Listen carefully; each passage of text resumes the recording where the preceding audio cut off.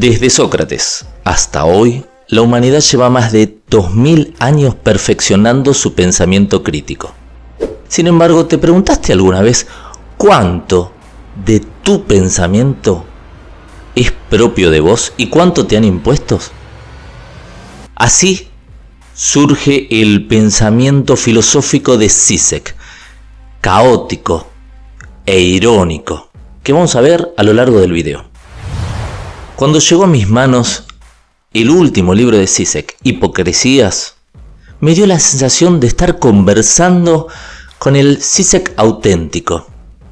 Este medio irreverente, tal vez gruñón, cuyas palabras están marcadas por su ideología marxista y también por los pensamientos lacanianos. A la vez me hizo recordar a otro libro, Mitologías, de Barthes. En ambos casos, la dinámica de los libros se basa en observar la realidad y a partir de ahí crear nuevas teorías. Análisis, en el caso de Mitologías, eran más semióticos. En este, de Zizek, Hipocresías, son análisis filosóficos. La hipocresía es la base de la civilización. Los rituales y las apariencias sí importan. Si abandonamos las apariencias y enfrentamos la realidad, esta suele ser bastante horrible.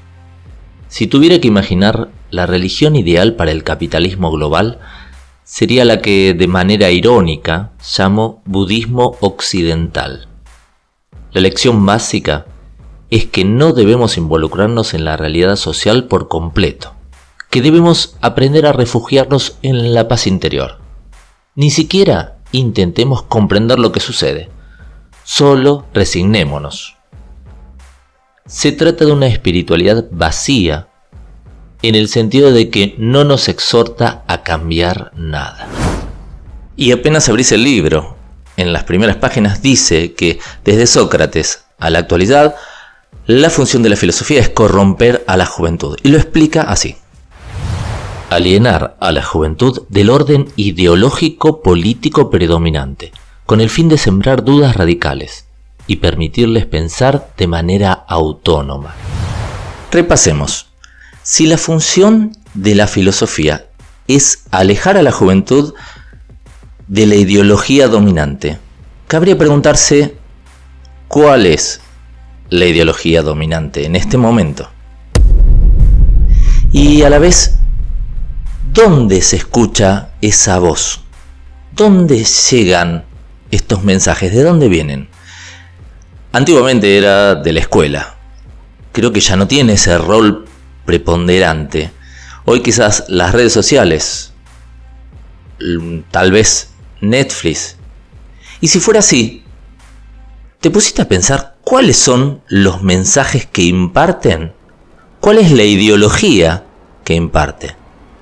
Es decir, ¿cuál es la ideología dominante de este momento? Y sigue de esta manera. Todos los filósofos incitan a pensar. Platón sometió las ideas y los mitos antiguos a un despiadado examen racional. Descartes socavó el armonioso universo medieval. Spinoza fue excomulgado. Hegel desató el poder destructivo de la negatividad. Nietzsche desmistificó la base misma de nuestra moralidad. Aunque a veces parezcan filósofos casi estatales, el poder establecido nunca estuvo a gusto con ellos.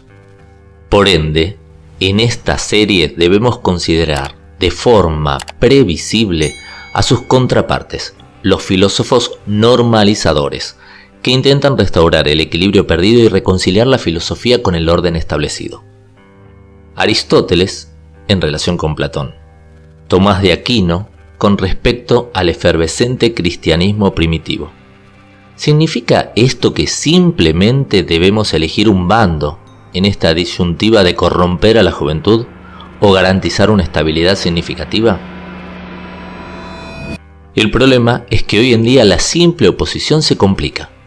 Nuestra realidad capitalista global, impregnada por la ciencia, nos incita a pensar, de modo que la tarea del filósofo ya no es socavar el edificio simbólico jerárquico que sostiene la estabilidad social.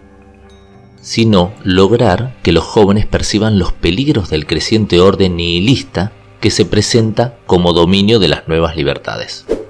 En este punto del pensamiento de Zizek se empieza a parecer al de Byung-Chul Han, el filósofo coreano que expliqué en otro de los videos. En su libro No Cosas, el coreano sostiene que al sumergirnos en el smartphone, el mundo se va desdibujando. Todo es accesible, nada se nos resiste. Y a la vez, todo se va transformando en insípido. Las motivaciones bajan, nos aislamos. La sociedad de hoy ya no es tan pasional como las anteriores. Pero volvamos a Zizek. Vivimos en una era extraordinaria en la que no hay ninguna tradición en la que podamos basar nuestra identidad. Ningún marco de universo significativo que nos permita llevar una vida más allá de la reproducción hedonista. Este nuevo desorden mundial, esta civilización sin mundo que emerge de a poco, sin duda afecta a los jóvenes que oscilan entre la intensidad de vivir de forma plena, el goce sexual, las drogas, el alcohol, incluso la violencia, y el anhelo de triunfar, estudiar, hacer carrera en su profesión, ganar dinero dentro del orden capitalista existente. La transgresión permanente se convierte así en la norma. Pasemos en limpio. En esta parte Zizek dice que a los jóvenes les quedan dos opciones en este transitar por el mundo. Por un lado, el vale todo, el nada importa, el quemar las naves, que está vinculado con las drogas, con el juego, con el sexo, con todo. El vivir el día a día. Y por otro lado, el someterse a los mandatos sociales. Quizás en esta parte indirectamente está haciendo una crítica a otro pensador, Jordan Peterson, que también hizo un video, con su libro 12 reglas para vivir. Te cuento que ellos dos hicieron uno de los debates tal vez más relevantes o más pensados de los últimos tiempos. Lo vas a encontrar también acá en YouTube. Pero volvamos a Zizek y cierra esta primera parte, este primer artículo de hipocresías con otras de sus frases rotundas. Escúchalo y después viene el análisis final. La única alternativa radical a esta locura parece ser la locura aún peor del fundamentalismo religioso. Un repliegue violento a alguna tradición resucitada de forma artificial. La ironía suprema es que un retorno brutal a algún tipo de tradición ortodoxa se presenta como la incitación a pensar. En definitiva, ¿acaso los jóvenes terroristas, suicidas, no son la forma más radical de una juventud corrupta? La tarea principal de mi obra es, por lo tanto, la de discernir esta encrucijada y encontrar una salida. Y desde mi punto de vista, no lo logra, no encuentra una salida. Pero antes de darte mi conclusión final, te pido, si podés darle like, suscribirte y hacer algún comentario. Esto ayuda a que más gente pueda ver los videos y bueno, y así crecer en el canal. Te decía, Zizek en el final no encuentra a lo largo del libro una salida, pero genera muchas dudas, muchas incertidumbres, y las preguntas son expansivas. Las respuestas serían cerradas. Y la tarea del filósofo es esa, es abrir tu mente para que generes tus juicios propios. Bueno, espero que te haya gustado el video. Nos vemos en el próximo. Buena semana.